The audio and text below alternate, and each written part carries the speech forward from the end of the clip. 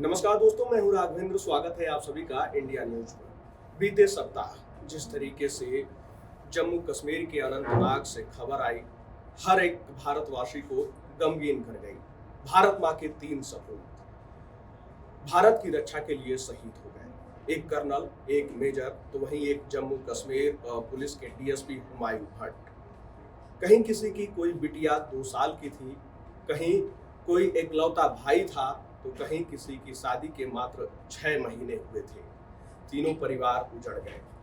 अक्सर हम लोग ये देखते रहते हैं कि आतंकवादी हमला ऐसे ही जम्मू कश्मीर में होता रहता है। प्रधानमंत्री नरेंद्र मोदी भी आज जो है सदन में भाषण के दौरान आर्टिकल 370 का जिक्र किए। जब से मोदी सरकार आई, 370 हटा, उसके बाद से कहा गया कि जम्मू कश्मीर में बहुत सारे परिवर्तन हो रहे हैं, लेकिन ये आतंकवादी जो घटनाएं हैं इसमें कमी कब आएगी? हमारे भारत माँ के सपूत क्या ऐसे ही शहीद होते रहेंगे? हमारे देश की जनता क्या सोचती है, क्या सोच रहे हैं लोग इस हमले के बाद, वो भी हम देखेंगे, जानेंगे, सुनेंगे। लेकिन हमारे न्यूज रूम के साथी क्या सोचते हैं, किस तरीके से इस पाकिस्तान को सबक सिखाया जा सकता है, कब तक भारत माँ के सपूत इस तरीके से शहीद होते रहेंगे? पाकिस्तान की जब भी बात आती है, आतंकवाद का नाम उसके साथ जुड़ जाता है। कोई भी घटना हो, उसके पीछे आतंकवाद और पाकिस्तान, ये दोनों साथ चलते हैं। जिस तरीके से भारत माँ के 3 सपूत अभी भी जो है संघर्ष जारी है, उस पर आपको क्या सोचना है? देखिए, पहला बात बताऊंगा कि पाकिस्तान की जो नीति है बहुत गंदी नीति है। वो ऐसे वो छापन उनके अंदर भरा हुआ है, क्या ही कहा जाए। आतंकियों का सहारा लेकर के जिनसे आगे बढ़ रहे हैं उनको पीछे करने की कोशिश होती है, खुद आगे बढ़ने की कोशिश वो नहीं करते हैं।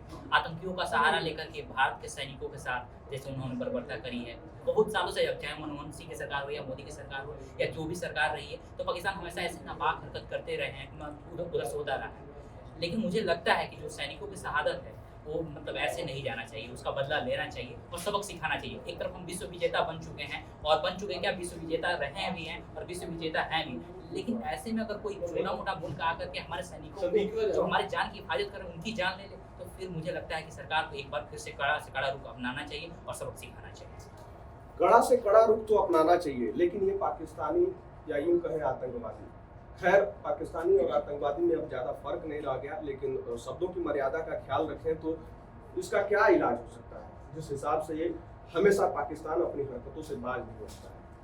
देखिए, ये पाकिस्तान जो है हमेशा ही ऐसे नीच हरकत करता है और इसके लिए जो एक रास्ता भारत अपना सकती है वो सिर्फ वही है, सर्जिकल स्ट्राइक। मैं कहती हूँ कि जैसे एक बार पहले मोदी सरकार ने सर्जिकल स्ट्राइक के जरिए उनका मुंह बंद करवाया था, मुंह तोड़ जवाब दिया था। मैं एक बार फिर से यही बोलना चाहूँगी कि एक बार सर्जिकल स्ट्राइक हो और उनको फिर से मुंह तोड़ जवाब दे, क्योंकि वो कभी अपनी इस हरकत से कभी बाज नहीं आती।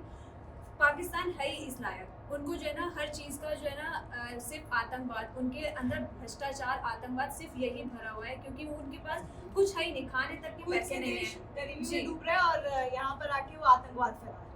उनके लिए हर चीज़ जो है ना छोटी होती है। बट हमारे यहाँ के जो फौजी भी होते हैं वो इस पूरे देश के बेटे होते हैं, वो धरती माँ के बेटे होते हैं। उनके इस वक्त उनकी फैमिली से पूछो कि उनका क्या हाल हो रखा है, लेकिन उन सबको कोई फर्क नहीं पड़ता। उनके यहाँ का अगर कोई जवान शहीद भी हो जाता है तब भी उनको कोई फर्क नहीं पड़ता, क्योंकि उनके यहाँ जवान नहीं है। और सबसे बड़ी बात है वो अपने मुल्क के लोगों के बारे में अच्छा नहीं सोचते हैं, तो यहाँ के लोगों के बारे में क्या सोचेंगे? उनके यहाँ के जवान भी हमारे लिए आपने टेररिस्ट। बात सर्जिकल स्ट्राइक की, तो सर्जिकल स्ट्राइक की बात हुई है तो उस पर भी राजनीतिक रोटियां बहुत सेकी जाती है। सर्जिकल स्ट्राइक पर सवाल भी बहुत उठते हैं, उस पर आप लोग क्या राय रखेंगे? देखिए, जहाँ पर पार्टियां होंगी, जहाँ विचार अलग अलग होंगे, तो सत्ता की जब बात आती है तो सत्ता में आने के लिए लोग कुछ भी करते हैं, और राजनीति की जब बात आती है तो लोगों का ऐसा एजेंडा रहा है, जो राजनीति में है उनका रहा है कि नहीं ये गलत कर रहे हैं, ये सही नहीं है, तो ऐसा होता है एजेंडा। लेकिन जब देश की बात आती है तो सबको एक साथ एकजुट होना चाहिए और विश्वास करना चाहिए वर्तमान सरकार पर, सैनिकों पर और उनकी शहादत पर। बिल्कुल। जिस तरीके से ये आतंकवादी हमला हो रहा है, इसको लेकर आप क्या सोचते हैं, कैसे इस पर जो है काबू पाया जा सकता है? जी बिल्कुल, पहली बात तो मैं भी जम्मू कश्मीर से आता हूँ जहाँ पे भी हमला हुआ है, तो सबसे पहले तो काफ़ी दुखद खबर है।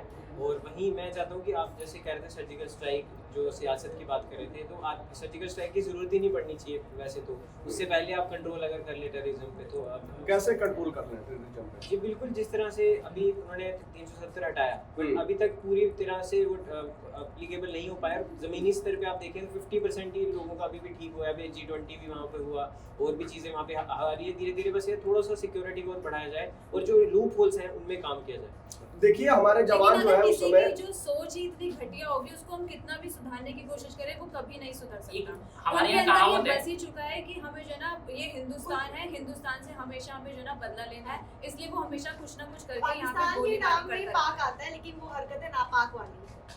बिल्कुल मैं आपको बता दूं कि जब ये हमला हुआ उस समय हमारे जवान जो है सर्च ऑपरेशन चला रहे थे।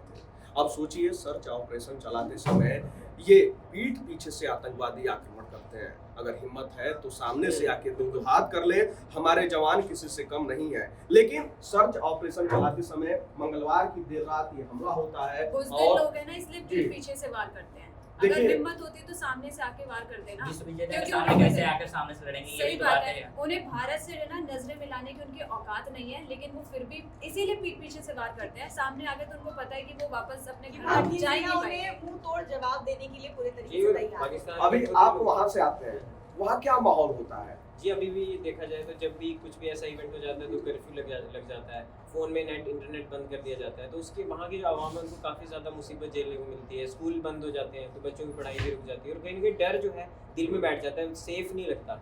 बट कुछ अभी फिर भी मोदी जी ने जो है एक्स्ट्रा यूनिट्स भेजी हैं आर्मी की वहाँ पे जो तैनात हैं। अब धीरे धीरे अगर हो जाएगा तो काफ़ी अच्छा रहेगा और लोग सेफली काम कर पाएंगे। बिल्कुल, वहाँ की आवाम जो है, जनता क्या सोचती है जब ऐसे हमले होते हैं, तो क्या जनता के बीच में भी वो डर दिखता है? बिल्कुल। हाँ जो है क्या हो सकता है? जैसे आप देखिए कि रात को जो है चारों तरफ से गोलियों की आवाज, उसके बाद जनता जो है भय के मारे सो भी नहीं पाती है। सुबह बच्चे स्कूल जाते हैं, क्या उनके मन में डर रहता है, क्या दबाव होता है? जी जी, देखिए जो बड़े हैं वो तो थोड़ा समझ जाते हैं, लेकिन बच्चों के मन में डर बैठ जाता है क्योंकि कहीं ना कहीं किसी को मरते हुए देखना है, कोई शहीद होता है, जब वो जो खबर टीवी पे आती है, विजुअल्स आते हैं, उसको देख के काफ़ी ज़्यादा डर जाते हैं। और कहीं ना कहीं जो माएँ हैं कि कहीं मेरे बेटे की गोली पे जो नाम है मेरे बेटे का नाम, अगले प्रे करते रहते हैं कि प्लीज़ उसकी जान ना जाए।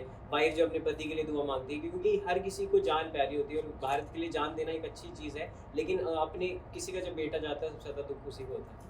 बच्चे क्या अपने पिता, अपने परिवार से, अपनी माता से सवाल पूछते हैं कि मम्मी ये हो क्या रहा है, कैसी आवाजें आ रही हैं? जी। पाकिस्तान और ये हिंदुस्तान ये सुनते होंगे तो वो भी तो जानने के लिए इच्छुक होते होंगे कि आखिर ये दोनों देश, ये दोनों मुल्क आपस में क्यों लड़ते हैं, जी। ये आतंकवादी शब्द क्या है? जी बिल्कुल बिल्कुल पूछते हैं, और कहीं ना कुछ पेरेंट्स तो टाल भी देते हैं कि नहीं बच्चों आप पढ़ो अपना, लेकिन बताना चाहिए उनको, थोड़ा एडुकेट करना चाहिए कि बताए ग्रास रूट पे जाके कि क्या है, और जिसके मन में उनके अंदर भी जज्बा है कि हम भी सेना में जाएं, और उनका जो जवाब है वो कलम के जरिए भी और फील्ड पे जाके वो उस चीज़ को दे। तो काफ़ी युवा जो है जो आर्मी पुलिस डिफेंस फोर्स में जाना चाहते हैं। बिल्कुल। तो अभी जो सर्जिकल स्ट्राइक की कशिश बात करी थी, तो मैं चाहता हूँ राजनाथ सिंह से रिक्वेस्ट करता हूँ कि इतनी बड़ी हमने अपने देश के जवान को हैं तो उस पर कुछ ना कुछ तो जरूर होना चाहिए। एक्शन जरूर उनका एक लेना चाहिए। समय बयान आया था कि हम छेड़ेंगे नहीं, कोई छेड़ेगा तो उसको छोड़ेंगे नहीं। छोड़ेंगे तो अब नहीं। छेड़ दिया गया है तो छोड़ने की बारी, मतलब ऐसा ना होना चाहिए, छोड़ना चाहिए। अब बदला जम के लेना चाहिए और सबक सिखाना चाहिए। इसलिए अब नहीं, जैसे इसलिए मूवी नहीं कि में भी पाकिस्तान का था कि- औकात हमारे सामने कुछ नहीं है, इसलिए कि कभी कभी जरूरत हो जाता है कि जब सर चढ़कर पानी जब जाने लगे ना तो फिर उसकी औकात दिखानी जरूरी हो जाती है। तो पाकिस्तान भी अब ज्यादा ऊपर उछल कूद रहा है, तो एक बार उसे बस शांत करना जरूरी है।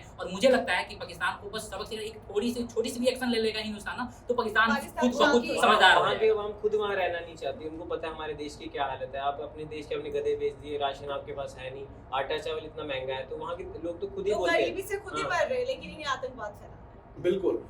वहाँ की जनता जब इस तरीके की बातों को सुनती है, पॉलिटिकल क्या नजरें होती हैं? जिस हिसाब से हुमायूं भट्ट जब शहीद हुए तो उनके आखिरी क्षण में जम्मू कश्मीर में जमावड़ा लग गया।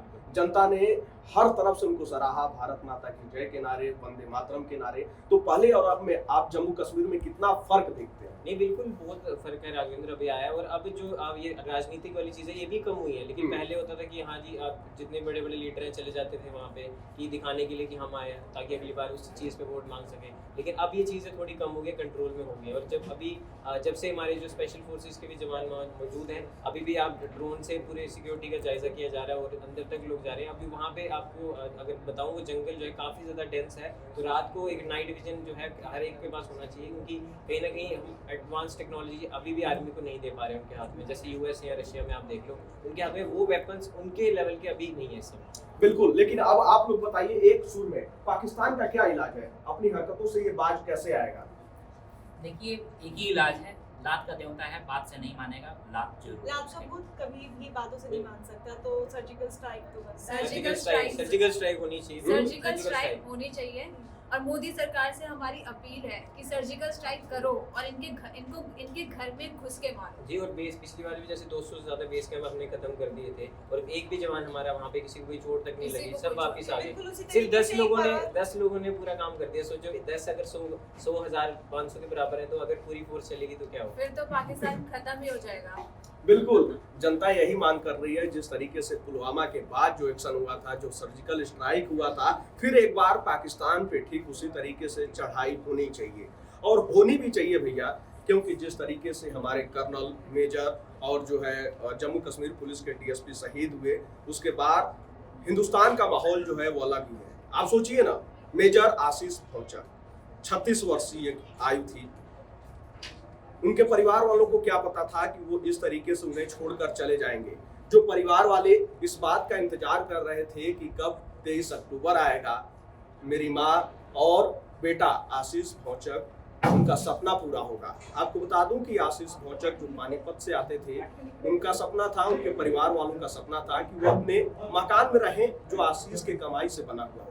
मकान बनकर तैयार थी, गृह प्रवेश का डेट भी तैयार था 23 अक्टूबर, और 23 अक्टूबर को ही आशीष भौचर का जन्मदिन भी था।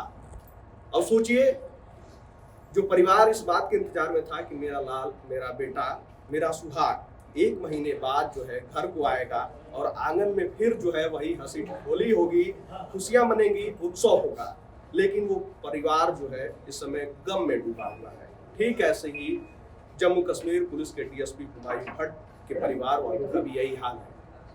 कर्नल मनप्रीत सिंह के यहाँ भी यही हाल है। सोचिए ना, 2 साल की बेटिया, वो पूरा परिवार, वो सुहाग उजड़ा पड़ा है। आखिर इन पाकिस्तानियों का इलाज क्या है? हमारे साथियों ने तो बता दिया, लेकिन अब हम चाहेंगे कि आप अपनी राय बताएं, क्योंकि सरकार तभी सुनेगी जब जनता आवाज उठाएगी। आप लोग अपनी राय कमेंट बॉक्स में ये बताइए कि पाकिस्तान का इलाज क्या है, किस तरीके से ये पाकिस्तान बाज आएगा अपनी हरकतों से। आखिर ऐसे ही चलता रहेगा? आप अपनी राय कमेंट बॉक्स में जरूर बताइएगा। धन्यवाद।